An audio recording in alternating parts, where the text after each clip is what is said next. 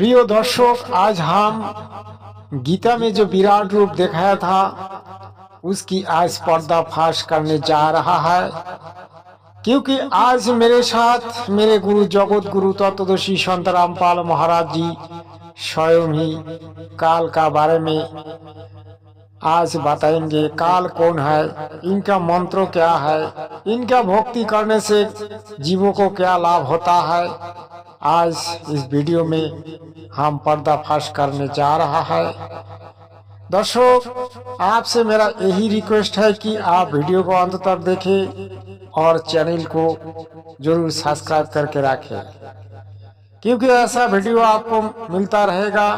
और जगत गुरु तत्वदर्शी संत रामपाल महाराज जी का जो मंगल प्रवचन, इसमें ऐसा कुछ मिलता रहेगा जो कि इम्पोर्टेंट है।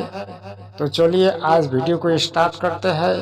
ये जो काल रूपी राक्षस, इस राक्षस क्या करते हैं, तो आज इनके बारे में जानेंगे। सत्साहे 7वें अध्याय के गीता जी के 24 और 25 में कहा है कि मैं अपनी योग माया से छुपा रहता हूँ। यह मेरा अटल घटिया अनुत्तम विधान है, मैं कभी किसी के समक्ष नहीं आता। इसने प्रतिज्ञा कर रखी है, परमात्मा ने बता रखी है आपको, कबीर सागर में लिखा सारा कुछ, और वही इनमें प्रमाण है। अब उसमें यू अज्ञान के बीच में और कहा और के ज्ञान दिया उनको, देखिए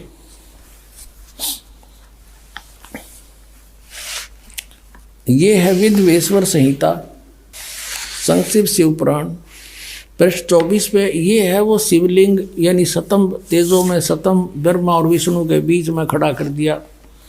और फिर ये देखिएगा 25 पृष्ठ पे, ब्रह्मा और विष्णु ने पूछा, प्रभु उस शिव रूप में खड़े भगवान काल से पूछा, सतकाल रूपी ब्रह्म से कि ब्रह्मा और विष्णु ने पूछा, प्रभु सृष्टि आदि 5 कर्तव्यों के लक्षण क्या हैं, यह हम दोनों को बताइए। भगवान शिव बोले, ये भी अनुवाद करता तो शिव कहेगा था वो काल इनका पिता। मेरे कर्तव्य को समझना अत्यंत गहन है, तथापि मैं कृपा पूर्वक तुम्हें उनके विषय में बता रहा हूँ। आगे देखो, अब 26 पृष्ठ पे कंसेप्ट क्लियर हो जाता है। ये 26 पृष्ठ पे शिव पुराण का, यहाँ देखिएगा। पुत्रो, यू काल कहता है ब्रह्मा और विष्णु को, पुत्रो तुम दोनों ने तपस्या करके प्रसन्न हुए मुझ परमेश्वर से सृष्टि और सतिथि नामक 2 कृत प्राप्त किए, और ये दोनों तुम्हें बहुत प्रिय हैं। इसी प्रकार मेरी विभूति स्वरूप रुद्र और महेश्वर ने, ये ने है मैं नहीं है, 2 अन्य उत्तम कृत्य संहार और तिरोभाव मुझसे प्राप्त किए हैं। अब ये देखो, ब्रह्मा विष्णु महेश हो गए दोनों, ब्रह्मा और विष्णु, और 2 ये रुद्र और महेश्वर हो गए, और 5वां यू बोलनिया जो इनको पुत्र कह है। और परंतु अनुग्रह करते दूसरा कोई नहीं पा सकता। अनुग्रह यानी कृपा नहीं कर सकते तुम, कोई भी नहीं कर सकता, जो जैसा करेगा उसे भरना पड़ेगा। अब यहाँ फिर क्लियर हो जाता है कि ये काल है, ब्रह्म है, जिसने गीता बोली थी। इसी शिवपुराण के 26 पृष्ठ पे रुद्र संहिता के, यहाँ देखना पुण्यात्माओं कमाल कर रखा है। ये कहता कि मैंने पूर्व काल में अपने स्वरूप भूत मंत्र का उपदेश किया है, जो ओंकार के रूप में प्रसिद्ध है। वह मंगलकारी मंत्र है। सबसे पहले मेरे मुख से ओंकार ओम प्रकट हुआ, जो मेरे स्वरूप का बोध कराने वाला। ओंकार वाचक है, मैं वाच्य हूँ, ये मंत्र मेरा स्वरूप ही है। प्रतिदिन ओंकार का निरंतर स्मरण करने से मेरा ही सदा स्मरण होता है, काल का स्मरण होता है। मेरे उत्तरवर्ती मुख से अकार, पश्चिम मुख से उकार, दक्षिण मुख से मकार, पूर्ववर्ती मुख से बिंदु और मध्यवर्ती मुख से नाद का प्राकट्य हुआ है। इस प्रकार 5 अवयवों से, 5 इन अंगों से युक्त ओंकार का विस्तार हुआ है। इन सभी अवयवों से एकीभूत होकर प्रणव ओम नामक एक अक्षर हो गया। हाय गीता जी अध्याय नंबर 8 के श्लोक नंबर 13 में कहता, गीता ज्ञान दाता ये काल रूपी ब्रह्म कि ओम इति एकाक्षरम ब्रह्म व्यवहारण मामनुसमरण ये प्रयाति तदन देहम सयाति परमाम गतिम। इससे सिद्ध है कि जो ब्रह्मा विष्णु महेश का पिता है वो गीता को बोल रहा है और उसका ये ओम एक अक्षर है। अपने आत्माओं, परमात्मा ने 600 वर्ष पहले बताया था, धर्मदास ये जग बोरा ना कोई न जाने पद निर्वाणा, यही कारण मैं कथा पसारा सबसे कहिए एक राम न्यारा। अब अपनी महिमा आप ही बता रहे हैं। अब मैं तुमसे कहूँ चिताई तेरे देव की उत्पत्ति भाई, कुछ संक्षेप कहूँ गहुराई सब सन से तुम्हारे मिट जाई। प्रिय दर्शक, आज हम इन्हीं की कारण से इस एक्कुशी ब्रह्मांड में आया है। आज हम जन्म मृत्यु के अधीन हुआ है। इन्होंने जो गलती की, इनकी गलती की कारण से आज हम निर्दोष होके भी हमें इनकी पाप को भुगतना पड़ता है। इनका पीछे आके हम लोग जितने गलती की, आज हमें इतना दुख सहना पड़ रहा है जो कि हम पहले नहीं सहा करता था। हम लोग सत्यलोक में था, ना तो हमारी जन्म मृत्यु होती थी, हम लोग अमर था।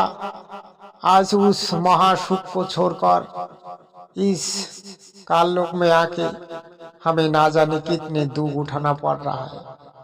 हमारे सामने हमारे बीवी बच्चे मर जाते हैं, हमारे भाई बहन मर जाते हैं, हमारे पिता माता मर जाते हैं, हम लोग रोते हैं।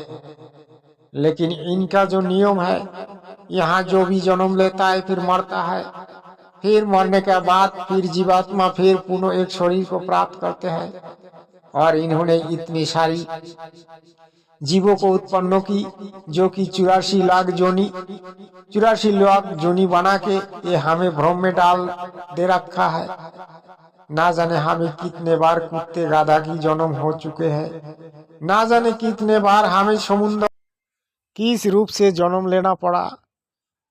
हमें कितने बार गाधा का जोनी मिला, कुत्ते का जोनी मिला, कितने बार भैंस का जोनी मिला, पक्षियों का जोनी मिला, और 84 लाख जोनी भ्रमण करने का बाद ही एक बार मनुष्य जन्म मिलता है। इनका जो घाटिया नियम का शिकार, इनका जो घाटिया नियम का आज हम लोग पालन कर रहा है। आज हमें कितना दुख सहना पड़ रहा है। प्रिय दर्शक, आप एक बार समझे, क्योंकि आज इन्होंने जो दशा हमारी की, सबसे बड़ा दशा तो ये जगत गुरु तत्वदर्शी संत रामपाल महाराज जी ने बताया कि ये जीवात्मा को पकड़ के ले जाके भून के गंधो ले लेता है और फिर जीवात्मा को पुनः जमराज के पास भेजते हैं। वहाँ विचार होती है, विचार में अगर पुण्य रहता है तो वो पुनः मनुष्य जन्म प्राप्त करते हैं। अगर पुण्य क्षीण होता है तो फिर उसको 84 लाख जोनी में भेज दिया जाता है। तो यही इनका घाटिया नियम है। इनका एक मंत्र है ओम मंत्र, जो उस मंत्र जप के कारण से कुछ सिद्धियां मिल सकता है। लेकिन सिद्धियां मिलने के बाद क्या होगा, फिर तुम्हारे मन में अहंकार पैदा होगा, तुम हर किसी को श्राप दे दोगे और श्राप देने के कारण से तुम्हारी वो सिद्धि खत्म हो जाएगा। ये असलियत में किसी को कुछ देता तो नहीं है और दूसरे को फंसाते हैं।